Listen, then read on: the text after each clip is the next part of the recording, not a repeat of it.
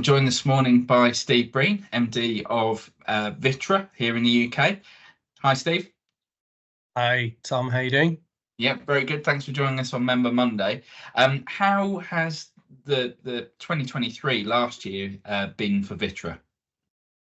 I think we've talked about this before. Tough year. In terms of the year versus 2022, we were just about on par, showed a slight growth, but it was difficult. Some headwinds in the market, which are quite well talked about, interest rates, inflation rates, cost of living. But it gave us a chance to also build, which was good. We spent some time building new channels and new marketing propositions. So whilst it was difficult on one side, it afforded us the opportunity to look at how we go to market and make some improvements. Yeah, certainly a difficult year for everyone in the industry, I think. So good that you used that opportunity to rebuild. Speaking of rebuilding, it was nearly 30 years since VitrA last exhibited at KBB. How was it for you? Because you were back here this year. It was just brilliant. And I think, first and foremost, the buzz that gave VitrA UK was just fantastic. And the reason that was so important is because through 2023, we spent a lot of time, looking in the mirror and asking questions of retailers and distributors about how we go to market with them. Spent the time building a new proposition. And if we could have ordered KBB to be at a specific time of the year, we would have ordered it to be at the beginning of March so that we could launch the Vitality Programme. So really great. I mean, it was warming to see how the show turned up, for itself. I think it was a great show.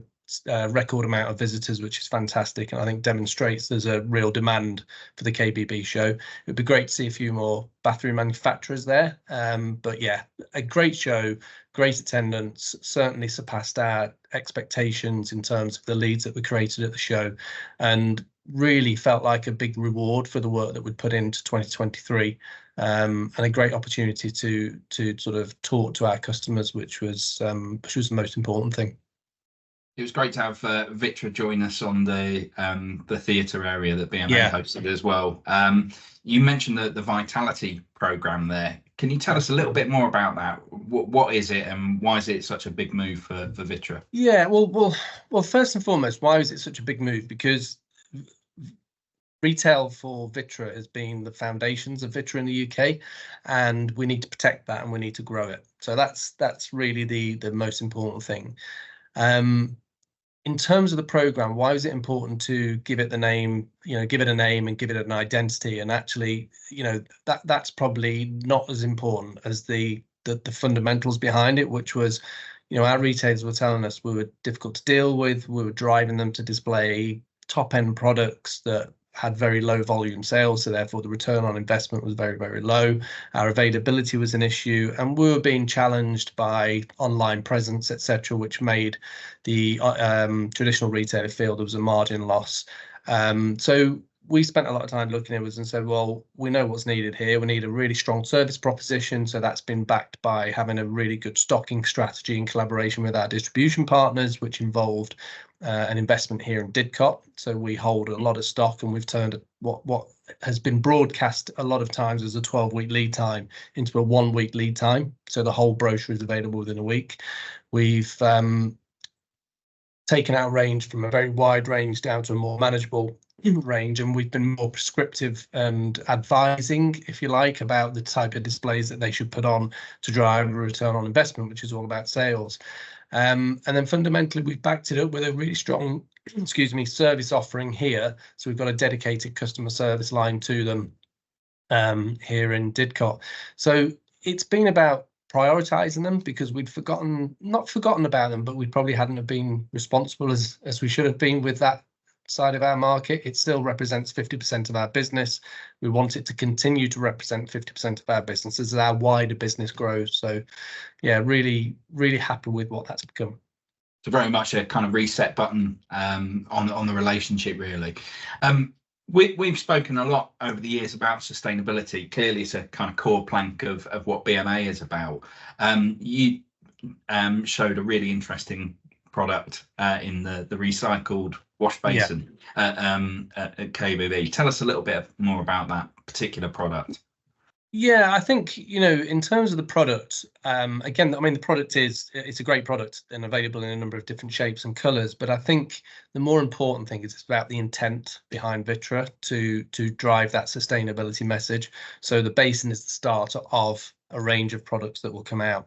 But we know from a full life cycle assessment, we're able to save around about 30%.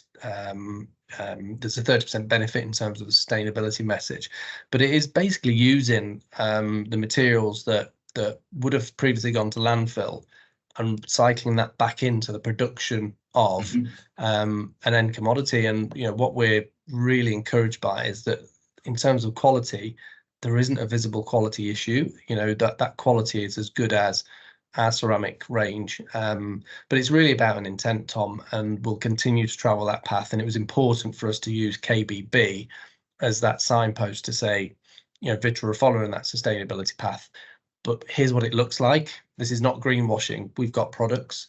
Yeah. So yeah, it's a start of a bigger message. You hinted there about other products due to launch this year. Tell us a little bit more about that, and also your general outlook for 2024. Yeah, well, in terms of new product introductions, we showed many of those at KBB. So we've got the M-Line furniture, we've got a new brassware range in terms of flow line, and also our Origin Classic. So we're pleased with that.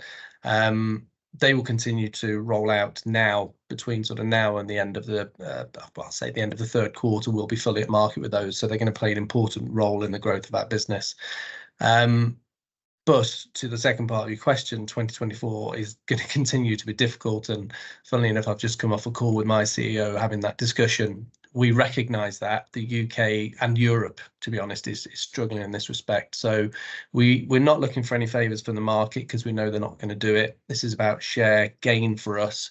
We're confident in what we've done behind the Vitality Programme with our independent retailers to grow in that space. And we're confident in some of the other channel growth that we've had. So it is about share gain. Best and worst case scenario has taken place. Best case says we grow. Worst case says that we'll be just slightly above last year. But yeah, we're looking for, well, I think we've all discussed it. There's some uncertainties around elections and stuff. So let's see what plays out there. Yeah, lots of uncertainty leading to some pretty fierce competition by the sounds of it. Steve, Absolutely. Always great to catch up with you. Yeah, you too. See you again soon. Thanks, Tom.